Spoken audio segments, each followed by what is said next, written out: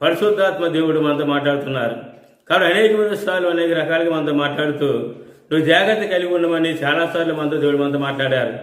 కానీ అన్ని విషయాలు మనం జాగ్రత్త కలిగి ఉంటాము. కానీ దేవుడు ఒక మాటలు వినే విషయంలో కానీ, దేవుడు ఒక మాటలు వినే ప్రకారం జీవించే విషయంలో కానీ, దేవుడు ఒక మాటలు విని ఆ ప్రకారం ప్రార్థించే విషయంలో కానీ, దేవుడు ఒక మాటలు విని ఆ ప్రకారం నడుచుకునే విషయంలో కానీ మరి ఏ మాత్రం కూడా మరి మనం జాగ్రత్త కలిగి ఉండము.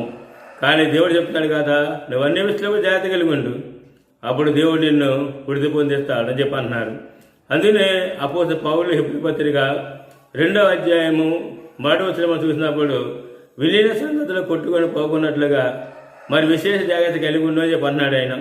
అంటే విలీన సంగతులు కొట్టుకొని పోకున్నట్లుగా అంటే పాత నిబంధనలు భక్తులు చెప్పిన సంగతులు, అలాగే తండ్రి దేవుడు మనం చెప్పిన సంగతులను వింటున్నా కానీ విడిచిపెట్టి కొట్టుకొని పోయినట్లుగా మనం